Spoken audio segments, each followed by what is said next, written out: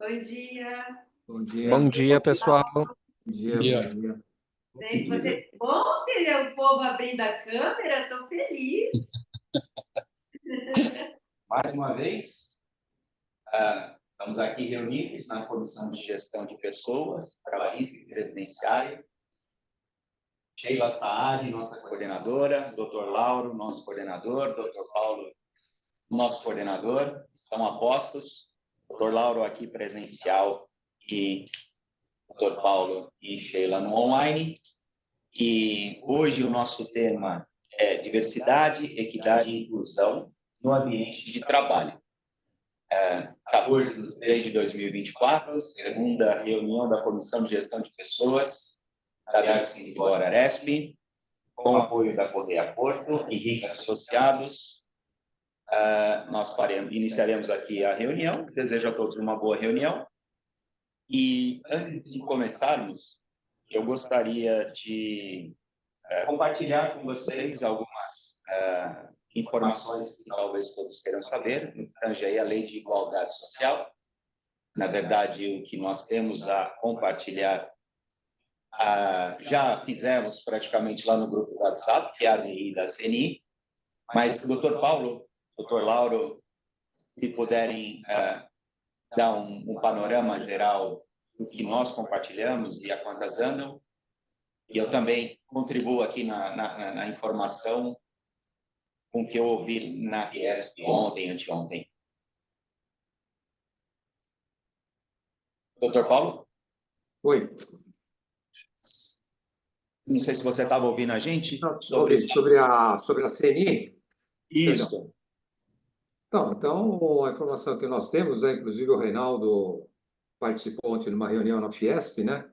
Onde Sim. foi dito que a Confederação Nacional da Indústria, né, a CNI, que é uma entidade de âmbito nacional, né, e que tem competência, né, para ingressar com esse tipo de ação, né? Seria uma ação direta de inconstitucionalidade, né, contra essa lei da igualdade salarial, né, onde ocorre aí alguns questionamentos, né, sobre esta lei, né? E o ingresso foi ontem, né? Foi distribuído ontem essa ação, não é isso aí, não? A informação que você estava relatando, né? Passada? Se não me engano, foi anteontem. Ontem foi Segunda-feira? nomeado relator, que é o Alexandre de Moraes, ministro Alexandre de Moraes. E o relator da ação é o ministro Alexandre de Moraes. Isso. Bem. Então, aí agora nós vamos ter que aguardar aí alguns dias, né, para saber aí qual vai ser a decisão do ministro, né? É evidente que as partes vão poder se manifestar, né? Eu acredito que isso ainda vai demandar alguns dias ainda, né? Talvez até semanas, né? Não sei, de repente pode ser que haja uma medida, né, mais rápida, né, no sentido de suspender os efeitos da lei, né, até que o Supremo se manifeste a respeito, né? Então nós vamos ter que, de qualquer forma, aguardar aí um pouco, tá bom? Doutor Lauro, pode ir, à vontade. O que eu tenho a complementar é o seguinte, é que a ADIM, ela não combate o objetivo dessa nova norma, né, dessa nova obrigação, mas sim a forma como está sendo feito. Primeiro que me parece, no meu entendimento, que é alguma coisa muito amadora, ou seja, o campo nem está pronto e eles já estão querendo colher.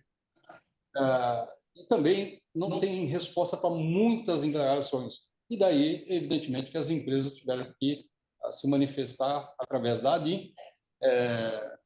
E, como eu disse, não se combate aqui o objetivo, já que nós somos sabedores que existe realmente discrepância injustas em alguns casos, né?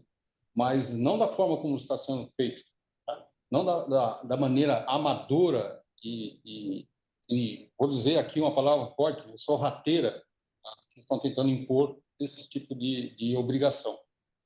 Aí é colocar realmente todas as empresas, inclusive questões estratégicas das empresas, e também indo encontro direto, né, conflitando com a lei da LGPD. Então, agora vamos aguardar, como o doutor Paulo falou, o relator se pronunciar. Realmente, eu entendo que vai demorar alguns dias e o prazo, a publicação, para a apresentação do relatório, depois publicação, está correndo, né? Vamos ver o que acontece nesses próximos dias.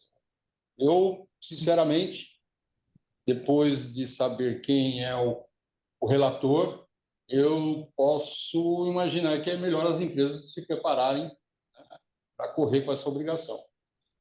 Ontem, recebemos a informação de que 100%, informações do Ministério do Trabalho, 100% das empresas entregaram o requerimento, o formulário, até o dia 8 de março, requerimento de adesão, né? Declaração. Né? As empresas cumpriram e aderiram. Né? Então, óbvio que eles deram essa informação como uma comemoração de que as indústrias elas não estão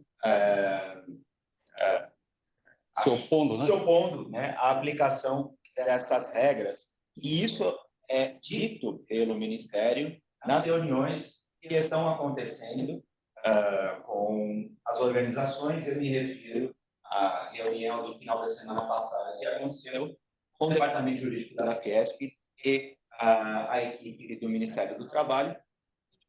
O Departamento Jurídico disse o óbvio, né? As empresas elas foram impostas a cumprir um prazo e assim o fizeram. Isso não significa que o que virá adiante aí, em termos de obrigações alusiva à lei, as empresas estão preparadas ou concordam com a metodologia. E nós aqui, Fiesp, estamos trazendo para vocês, né, a posição da indústria no que tange às discordâncias, né? No que tange especificamente à publicação do relatório lá no final do mês de março, houve nessa reunião também a informação de que eles entendem da possível necessidade de se inserir um campo de justificativa daquilo que numericamente será, de repente, deflagrado de uma forma que não corresponde à realidade, mas que eles, até aquela reunião, não sabiam como seria feito ou como seria disponibilizado tal possibilidade. E óbvio que foi dito como que poderíamos manter os prazos e condições como estão, sendo que premissas como esta básica ainda não foram resolvidas. Mas aí o Ministério retoma as suas justificativas, dizendo que, obviamente, as empresas já deveriam estar preparadas a vida toda e, obviamente, a resposta não coaduna exatamente com as questões objetivas e operacionais que tratam as regras atuais desta lei.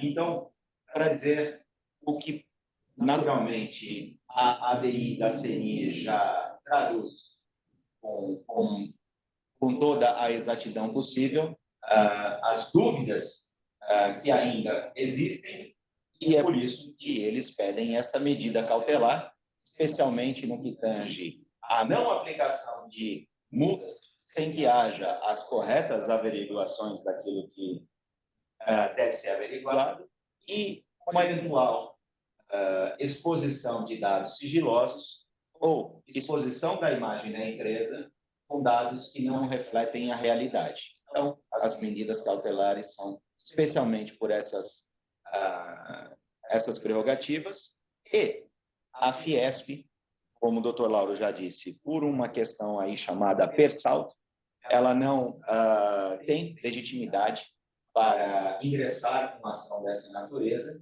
razão pela qual isso não aconteceu até agora, em que pese, naturalmente, participarmos desta ação da CNI, e os efeitos atenderão e representarão todas as indústrias do Brasil, mas está em avaliação a possibilidade de ingresso de ação, seja pela Fiesp ou por uma coisa chamada litisconsórcio, em que todos os sindicatos filiados à Fiesp seriam signatários deste requerimento, e essa decisão, ontem, inclusive, teve reunião, qual Eu participei representando aqui o Sindibor. E essa decisão ela será tomada na segunda-feira próxima, né?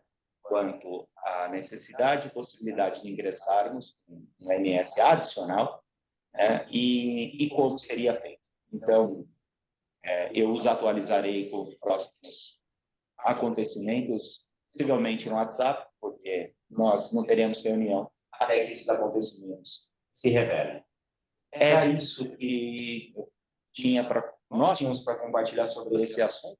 Se alguém tiver alguma dúvida, na medida do possível, a gente tenta esclarecer.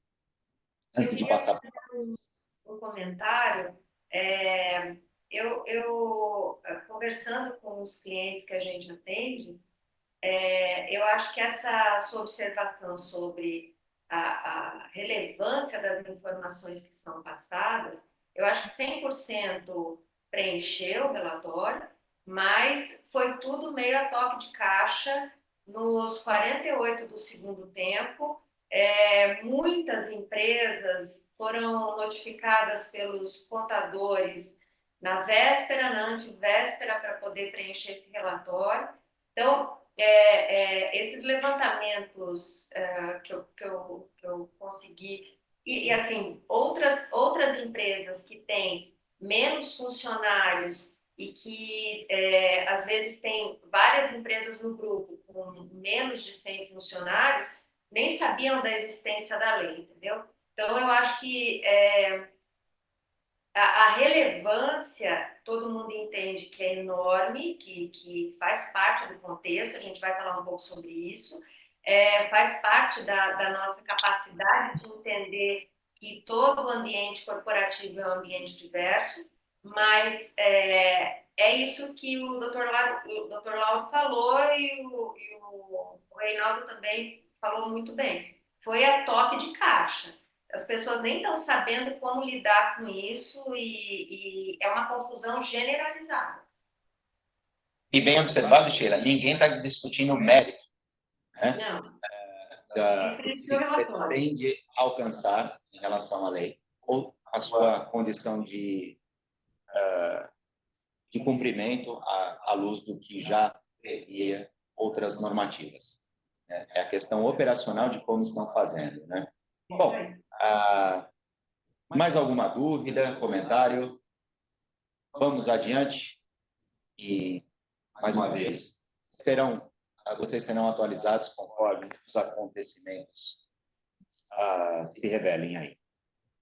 Muito bem, vamos para o primeiro item da pauta da reunião de hoje, a Sheila. Sheila, o seu microfone, talvez, se ele ficar um pouquinho mais perto, a gente vai conseguir te ouvir com maior nitidez aí. O áudio está um pouquinho... mais perto? Melhorou? Bom dia a todos. É sempre muito legal a gente novamente ter a nossa reunião. Eu sou muito feliz. Eu sempre falo isso, porque eu acho que quando a gente se reúne para falar de gestão de pessoas, para falar sobre possibilidade de melhoria dos nossos negócios, a gente começa a pensar que todo o processo é um processo que tende a ser mais otimizado e tem que ser revisto o tempo inteiro. E o nosso objetivo é fazer uma extensão da nossa última reunião, porque a gente tem que pensar também como aplicar determinadas práticas e determinadas políticas. Então, a lógica aqui hoje é de discutir o formato, como é que a gente pode trazer essa questão da diversidade para dentro das nossas organizações. E, na verdade, assim, o objetivo todo dessa reunião é pensar em prática. Como é que eu habilito a prática? E eu acho que uma das coisas mais relevantes é que as mudanças culturais do ambiente, da sociedade, isso tem ficado muito rápido. Assim, eu vou contar uma historinha. O ano passado, no final do ano passado, a gente estava fechando um evento com um grande parceiro nosso, e era um programa de treinamento, e a gente começou esse evento falando um pouco de diversidade. E a Rica, como todo mundo sabe, trabalha com empresas familiares, e nesse evento a gente estava num programa de desenvolvimento de sucessores, tinha lá pais, tinha a diretoria desse parceiro, enfim, e aí a gente chamou o diretor de gente e gestão da empresa, desse parceiro, para falar um pouco sobre diversidade, porque a gente tem que conscientizar essa nova geração, é uma geração super diversa e super engajada, e a gente queria trazer um pouco desse olhar de como fazer com que essa nova geração se encaixe melhor dentro dos negócios, com novas perspectivas.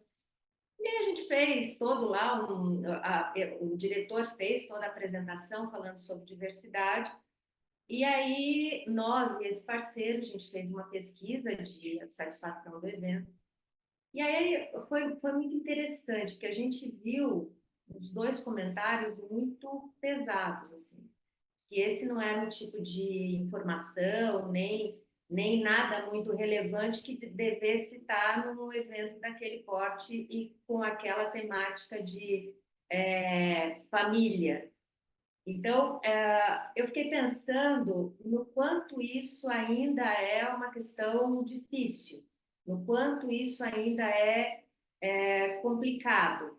E eu também, assim, não é uma questão de vitimizar a situação das minorias, mas é uma questão de pensar em como é que eu posso fazer para reter e atrair as novas gerações que estão dentro da minha empresa. Eu não sei, assim, vale comentário, tá, gente? Eu não sei se vocês também se enquadram nisso, mas eu vejo 100% de dificuldade de atração e retenção de pessoas dentro das empresas. Eu não sei se eu estou falando besteira, se eu tiver, vocês podem me questionar, mas está todo mundo com problema de contratação.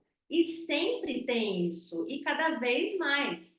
Eu vi uma pesquisa ontem no Estadão, numa reportagem do Estadão, dizendo que as novas gerações elas não querem mais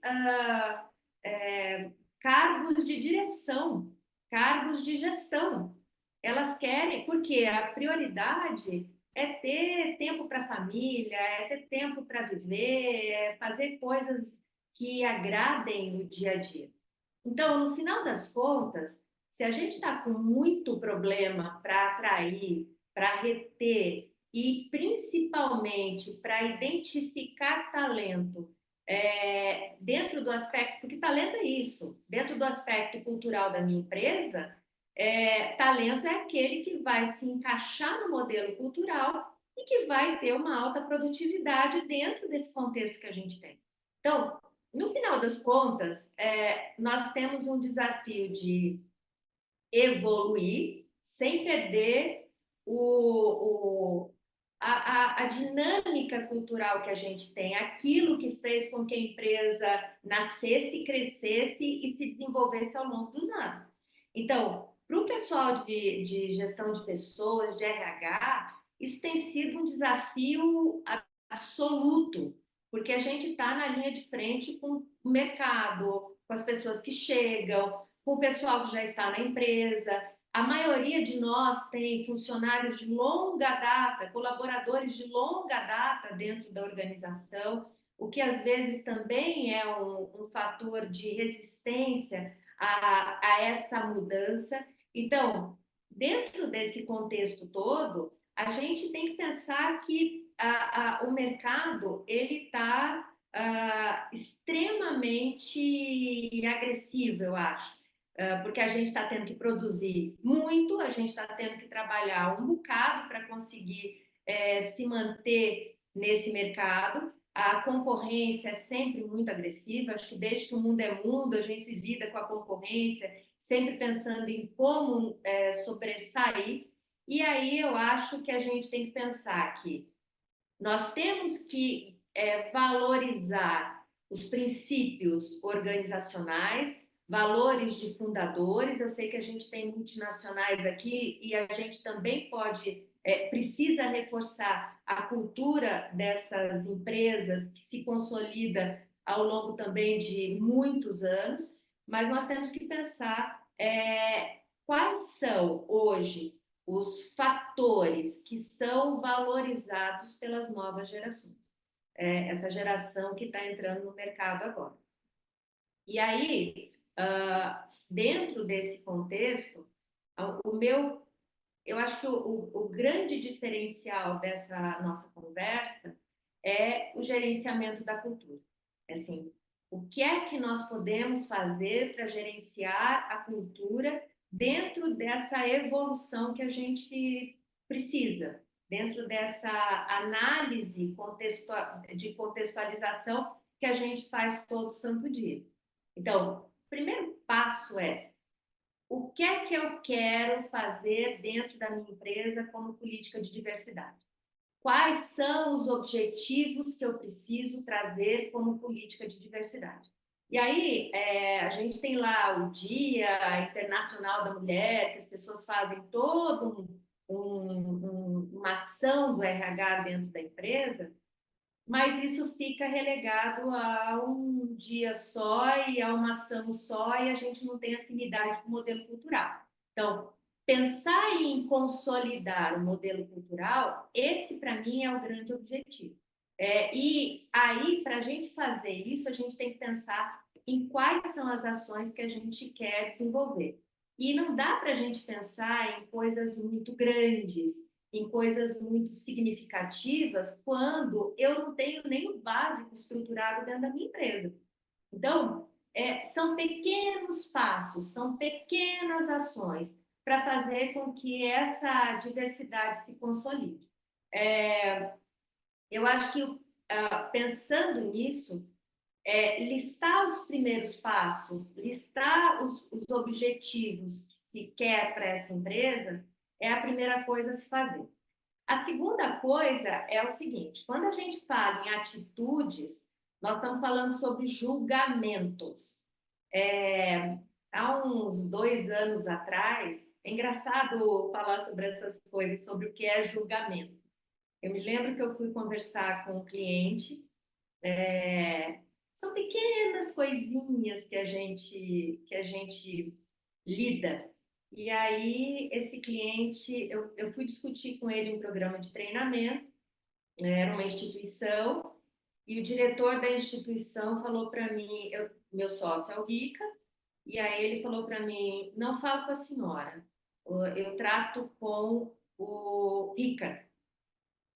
E aí eu achei estranho aquilo, e aí o Rica foi falar com ele. E aí ele disse, não, prefiro falar com você, mulher é muito mimimi, e ele foi extremamente grosseiro. Mulher é muito mimimi, conversa demais. E aquilo me chocou tanto, porque foi a primeira vez, olha bem, eu tenho 56 anos, foi a primeira vez que eu lidei com alguma coisa tão assintosa na minha vida. Então, embora a gente não lide, às vezes lida, dependendo da situação, dependendo do contexto, dependendo em que grupo eu me encaixo de minoria, porque é isso, às vezes a gente está numa minoria tão minoritária assim que você acaba sendo nada, não tem relevância nenhuma, e às vezes nem como ser humano dentro desse contexto. E aí foi a primeira vez que eu lidei com isso, e aí eu fico pensando nas pessoas que às vezes têm estigmas muito complicados. Então, quais são as atitudes que a gente vai usar? E aí, entendendo a atitude, atitudes são julgamentos. Como eu julgo determinadas coisas? Como eu julgo determinadas posturas? E aí também a gente precisa ter uma ação validada pela alta direção da empresa. Como a empresa vê isso? Então, pensar nesses julgamentos vai definir a forma como eu vou agir, a forma de conduta que a empresa vai assumir. Então, sem antes a gente fazer o trabalho prévio, que é identificar quais são os objetivos que a gente tem para esse ano. Vamos começar com um passo só. Como é que eu quero implantar esse conceito de diversidade para que ele tenha afinidade maior com o mercado que eu estou atuando, com a lógica que eu tenho que atender, com o público interno que eu tenho. Escolha um, e aí você vai descobrir qual é a mudança de julgamento que você quer implantar. E a partir daí, você começa a elencar ações. E essas ações, elas têm que ser elencadas de forma a garantir prioridade. Começo pelo quê? Depois vou para onde? Qual é o terceiro passo? É só uma definição de roteiro. E depois parte-se para o engajamento. Sem o engajamento, a gente não chega nesse patamar de valor. E então, pensando em todos esses passos que a gente tem que cumprir, é muito provável que a gente vá mudar pequenos modelos culturais em alguns anos, dependendo da cultura da minha empresa, dependendo da forma como se atua, dependendo da relevância do RH dentro dessa organização. Então, esses pequenos pontos, eles começam e não terminam mais. Assim, a partir do momento que você elege um, é um caminho sem volta. Eu vou ter que eleger o segundo. Pode ser no ano seguinte, pode ser depois de consolidado esse processo, depois eu elejo o terceiro, e assim a gente vai trabalhando no conceito de melhoria contínua. E aí, o que eu percebo, a gente está falando em manter os valores da minha empresa, o que eu percebo, a gente é uma dicotomia. Eu quero mudar aspectos culturais, mas eu tenho que manter quem eu sou. Eu tenho que manter a identidade da minha organização. Porque isso veio lá de um fundador, de uma fundadora, veio lá de alguém que montou um negócio, mesmo as organizações multinacionais. A gente acaba trazendo esse modelo cultural por anos e anos, ao longo de uma vida. E esse reflexo de manutenção de valores, ele passa, o que eu percebo, tá? Até para contextualizar o que é manter os valores da empresa e mudando pequenos valores no dia a dia. As empresas, elas são montadas, pensa em quem funda uma organização. As pessoas não têm nada, elas não têm, muitas vezes não têm dinheiro. O que vem para montar um negócio desse? É a palavra, é a ética, é a conduta, é o ser confiável. Então, isso a gente leva por uma vida, é a idoneidade diante do mercado. Então, esses valores a gente não perde. Essa representatividade a gente não perde. E eu consigo ir me atualizando com pequenos passos ao longo dessa vida. Então, essa base a gente mantém. E aí, como é que eu sou confiável, continuo sendo confiável diante do mercado? Eu me coloco dentro de uma linguagem que é uma linguagem contemporânea, é uma linguagem atual. Por quê? Porque senão eu não tenho uma aderência a esse mercado. E aí a gente faz uma junção, mesmo nas pequenas mudanças, a gente faz uma junção com os valores lá de trás. Eu quero manter os meus princípios éticos. Então, o princípio ético é fundamentalmente lidar com o ser humano de forma de amparar, de garantir os direitos básicos, de garantir voz para o outro lado, de garantir que o resultado dessa interação seja um resultado de valorização de ambas as partes. E a partir daí, a gente pode começar, assim, eu sempre tenho muito medo de falar sobre essas políticas de RH, porque os meus colegas de RH aqui sabem que muitas vezes a gente é visto como perfumaria dentro de uma empresa. Então, não é filosofar sobre a perfumaria, entendeu? É a partir daí começar a fazer cobranças de produtividade, cobranças sobre postura, cobranças diante dos resultados que precisam ser alcançados, Mas, para isso, as pessoas têm que se sentir pertencentes a um determinado lugar.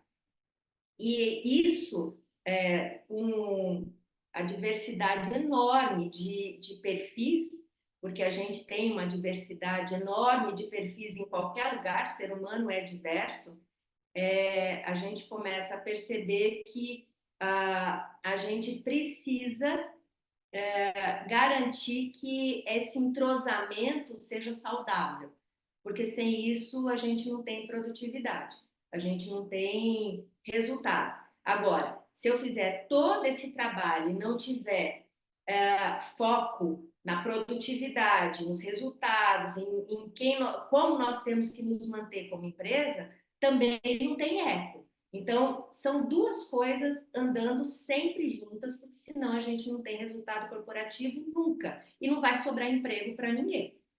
Tudo bem até aqui, gente? Algum comentário, alguma observação? Então, olha só para... Está acabando meu tempo. Só para a gente identificar as ações. Depois Elícia, depois você compartilha isso com o pessoal, só para eu poder agilizar.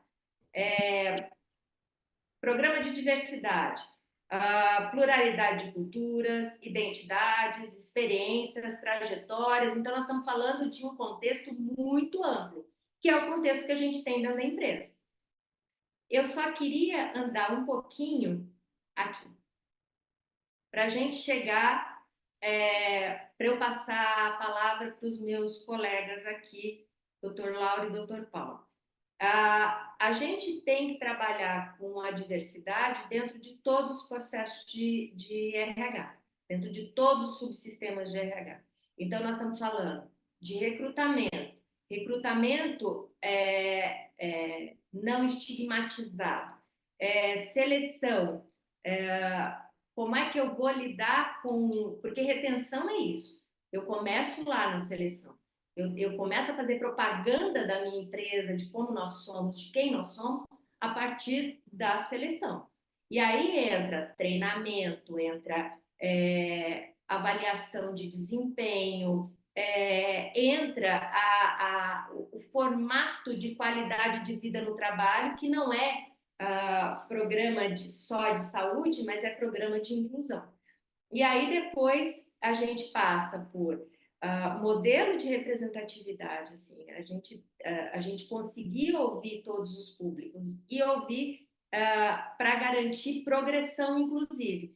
Eu tenho que saber quem são as pessoas que dão resultado.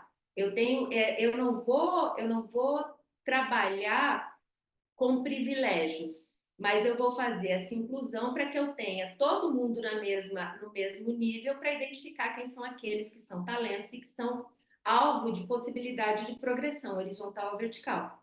E aquilo que a gente falou sobre remuneração, que é o reflexo da lei, mas que é o que eu falei para vocês, assim, a percepção que eu tenho é que está todo mundo tentando cumprir tabela, mas cumprir burocracia, emitir relatório, mas que no final das contas ninguém parou para olhar se a estrutura realmente está igualitária ou se a gente tem uma política normal de cargos e salários que, independentemente de qualquer diferença, seja mantida para todos os colaboradores. Alguma observação, pessoal? Nenhuma? Então, eu vou passar a palavra para o... Muito bem, é por isso. Hã? Você está indo muito bem, é por isso. Ou não, né? Não sei. Mas eu acho que o Dr. Lauro vai falar um pouquinho sobre a complementação da lei e o Dr. Paulo também. Obrigada, gente. Muito obrigado. Muito obrigado, Fábio. Nossa, eu vou, Sheila, perdão. Muito obrigado. Tem apresentação?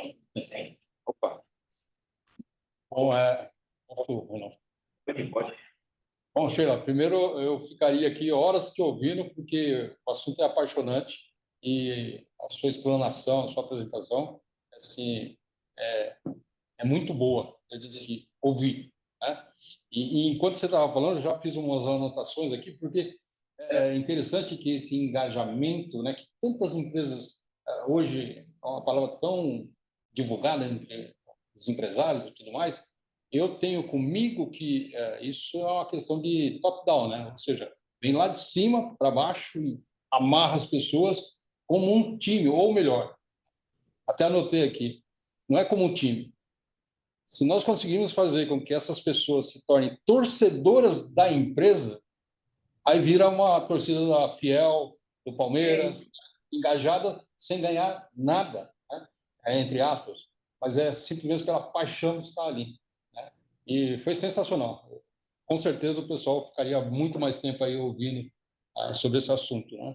E a minha percepção, né, tem até um case muito interessante que a Arthur Andersen, que foi uma das maiores, foi a maior empresa de consultoria e auditoria do mundo, né? E sofreu um abalo gigantesco alguns anos atrás, uns 15 anos atrás.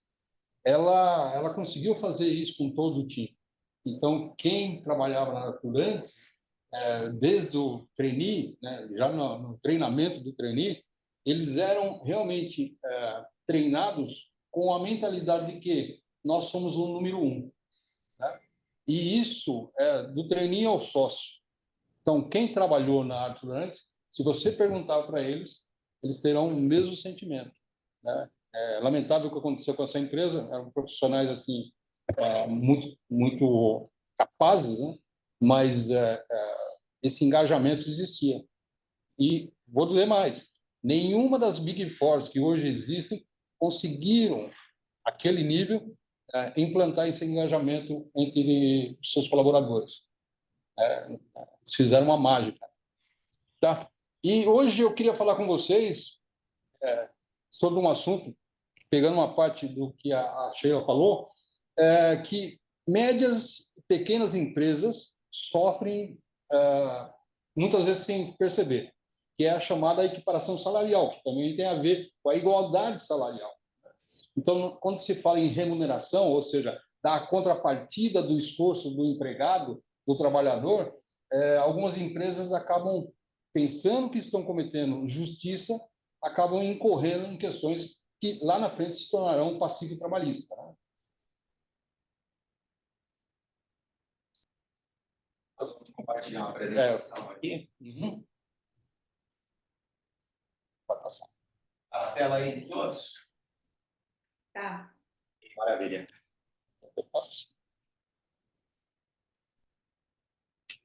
Opa, agora foi.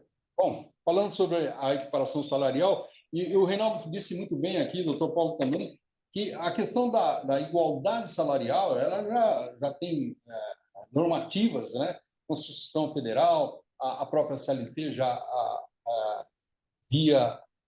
trazia essa condição, né, de igualdade. Trabalho igual, a mesma perfeição técnica, tem que ser feito, a pessoa não pode ganhar salário diferente. Veja que eu estou falando salário, tá? E já explico por quê.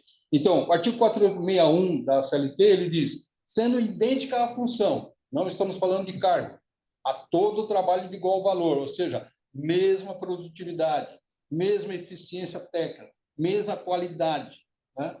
Prestado ao mesmo empregador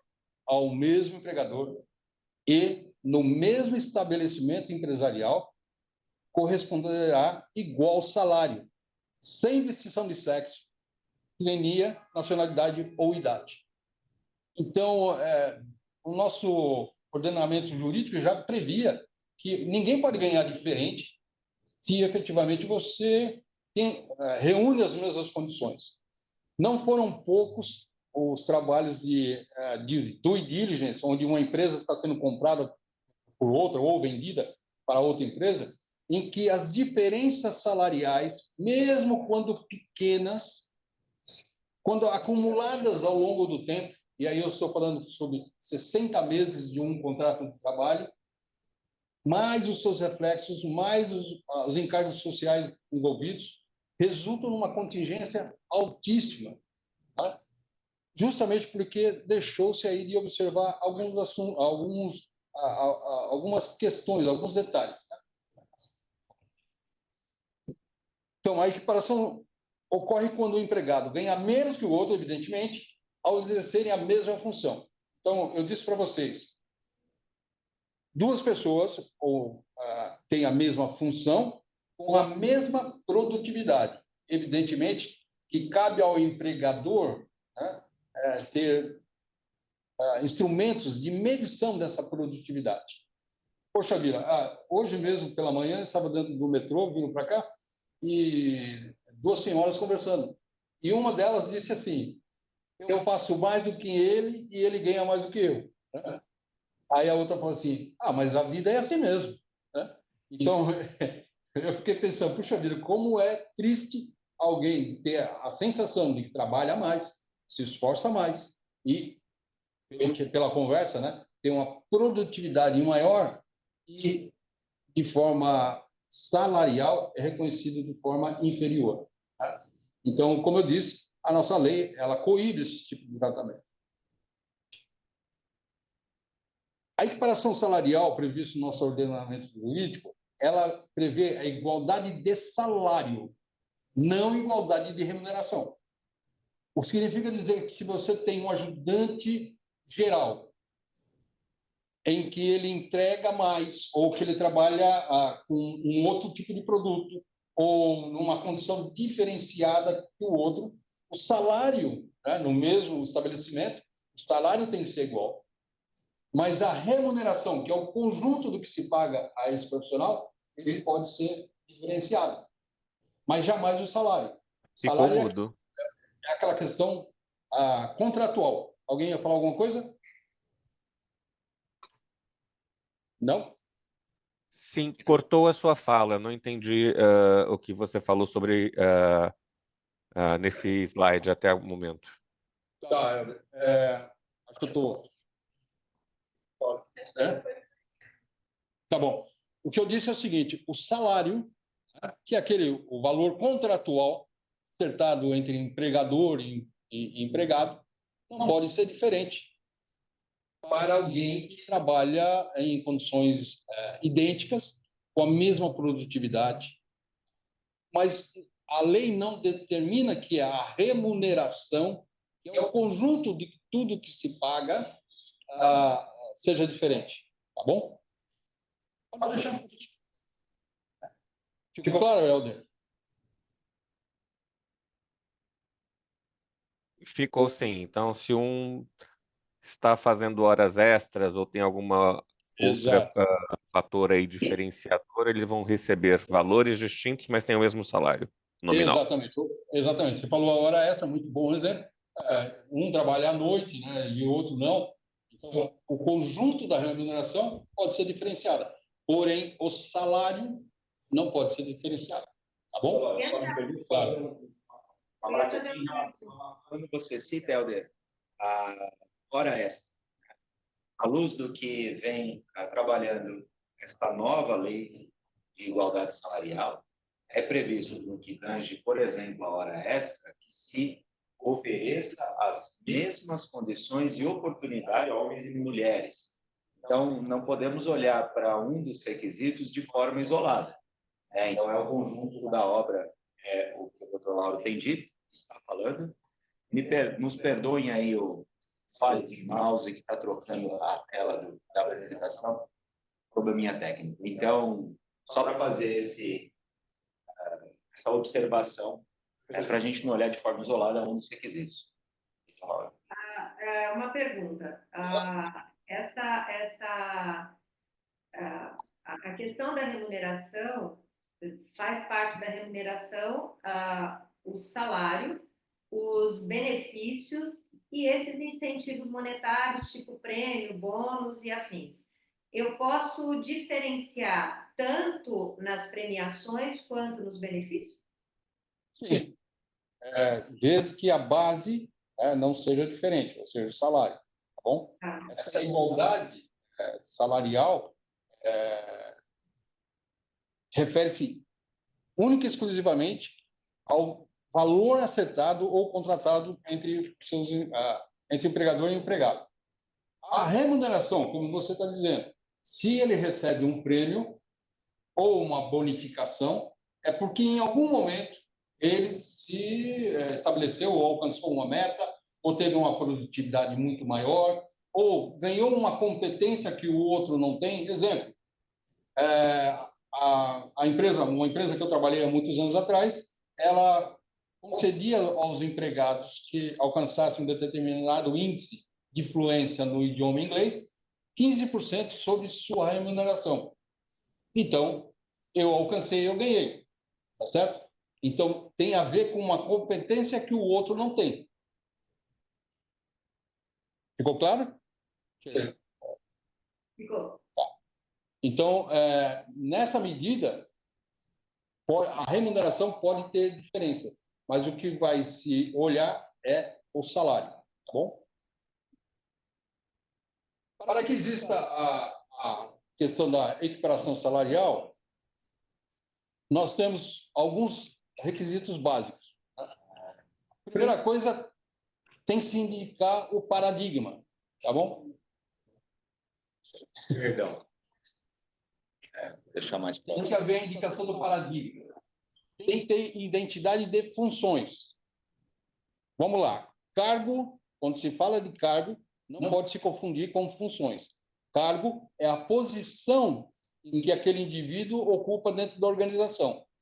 Funções é o conjunto de atividades, conjunto de serviços, é o complexo de deveres e responsabilidades atribuídas. Tá? Então, o ajudante geral, em tese, o serviço que ele faz é igual. Tá? Agora, se ele, por exemplo, for chefe dos serviços gerais ou supervisor dos serviços gerais ou alguma coisa parecida, evidentemente que ele tem um cargo diferenciado. Tá? Então, nós estamos falando de funções, a mesma atividade, o mesmo exercício de atividades durante a sua jornada de trabalho. Serviço de igual valor, e aqui vai um aspecto que nós conversamos na última reunião. O sistema de avaliação implantado dentro de uma empresa, ela também serve para demonstrar por que o Lauro ganha menos do que o Reinaldo. Onde o Reinaldo tem curso superior, o Reinaldo entrega mais, o Reinaldo é mais bem quisto com os clientes da empresa, enquanto o Lauro ele tem defasagem dessas competências. Quando o sistema de avaliação implantado pela empresa, ele serve para isso também, tá? Para demonstrar que, por algumas razões específicas, por algumas competências ainda não alcançadas, ou mesmo pela própria produtividade, onde eu deveria entregar 1.000 peças, eu entrego no dia 400, 500 peças, tá? Ou eu deveria ter, ao produzir 1.000 peças, deveria ter uma margem de erro de 2 peças e todos os dias ou todo mês eu entrego 10 peças de erro. Tá? Isso demonstra que o meu serviço tem um valor inferior do que o Reinaldo. E 2 anos na função. Exemplo, primeiro que a reforma trabalhista ela foi feliz na minha visão, porque ela determina o seguinte: o paradigma ele só pode ter até 2 anos, né? Não pode ser superior ao tempo que ele está na função a 2 anos. Ou seja, eu vou indicar o Reinaldo como meu paradigma, mas o Reinaldo já está na empresa há 6 anos. E na função ele já está há 4 anos. Então, superior a 2 anos. Fatalmente, em juízo, essa condição de antiguidade desse paradigma que eu estou apresentando vai ser questionada pelo juiz, tá bom? E, evidentemente, trabalho prestado ao mesmo empregador, mesmo estabelecimento, mesmo endereço, ok? Pode passar, por favor.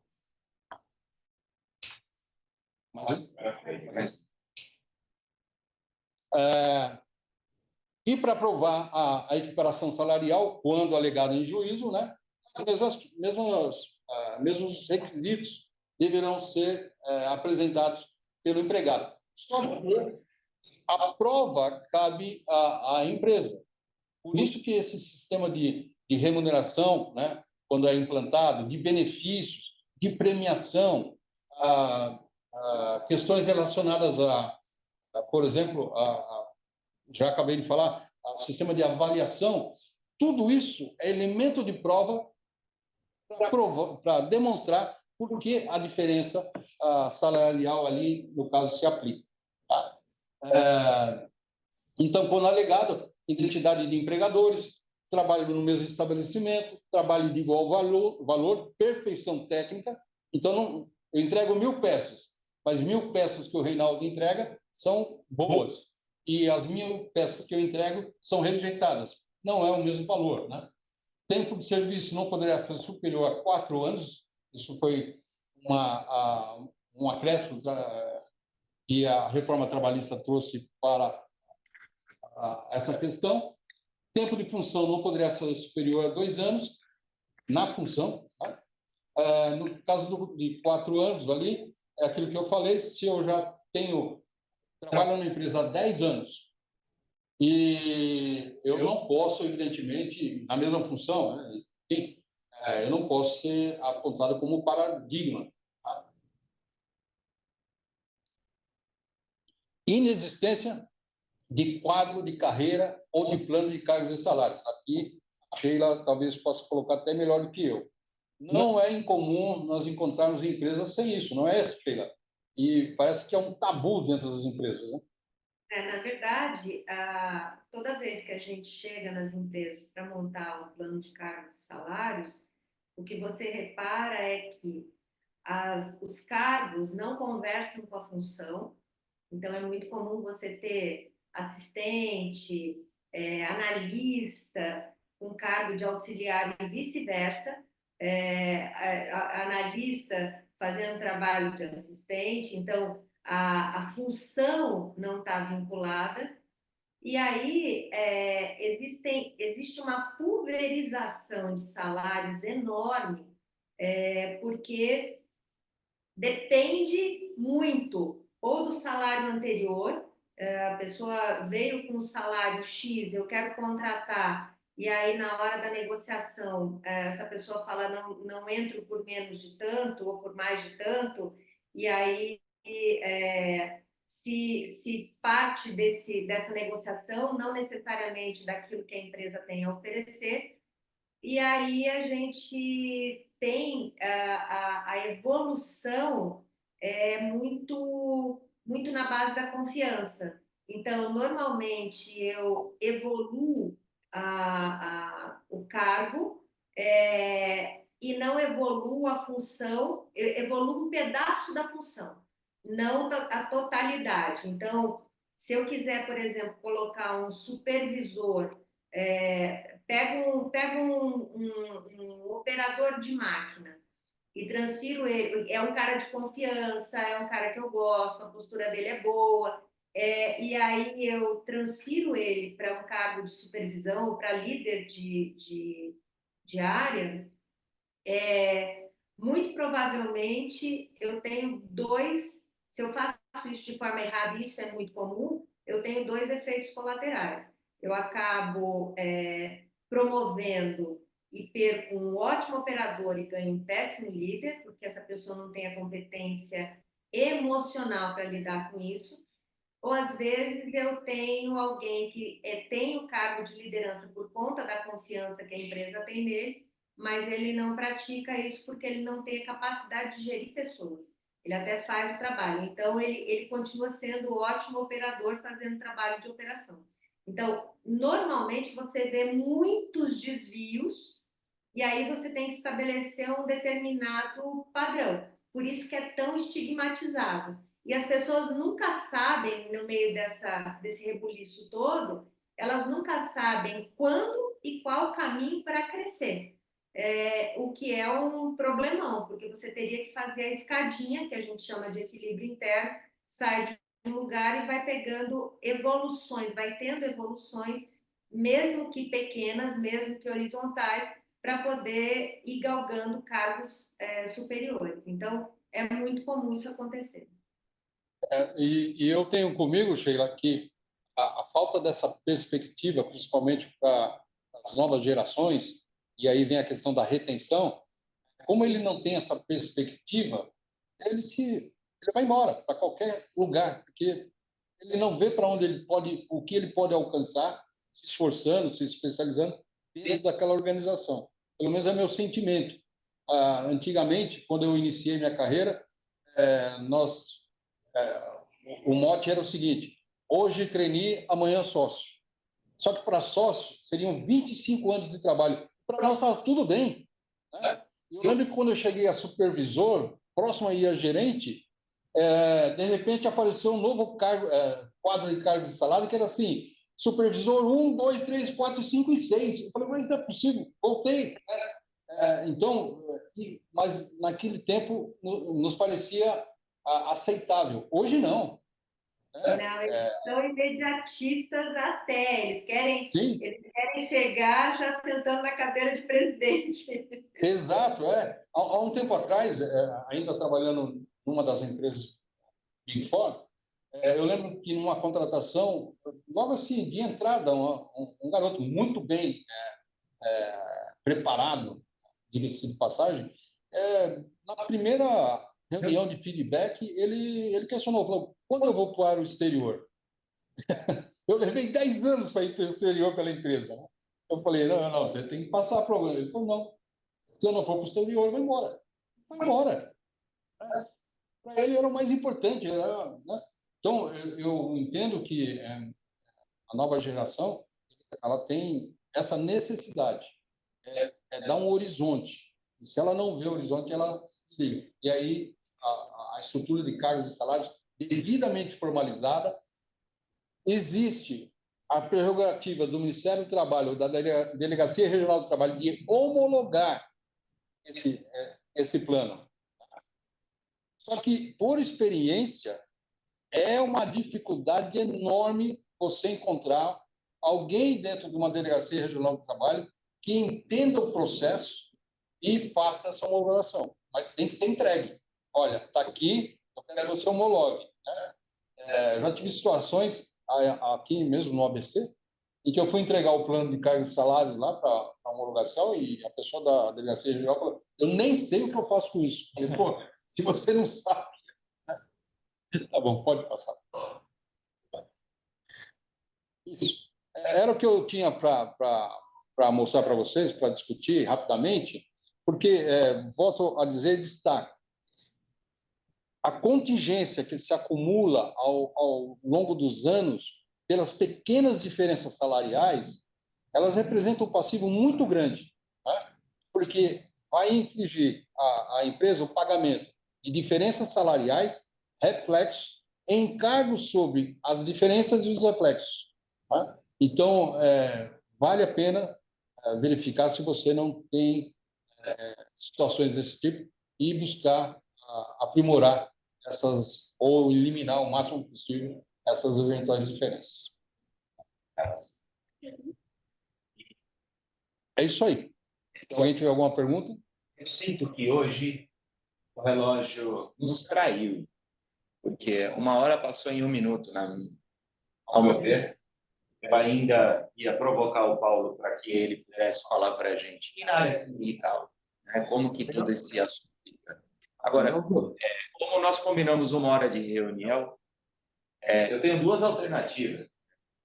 Convidá-los a gente retomar esse assunto, ainda que brevemente na próxima reunião, ou eu vou pedir para ele, Elma, eu não sei se vocês acham factível, perguntar a todos se nós devemos ampliar um pouco o tempo de reunião. A gente está começando um novo modelo esse ano e parece que o tempo está curto. Essa 1 hora está deixando temas riquíssimos.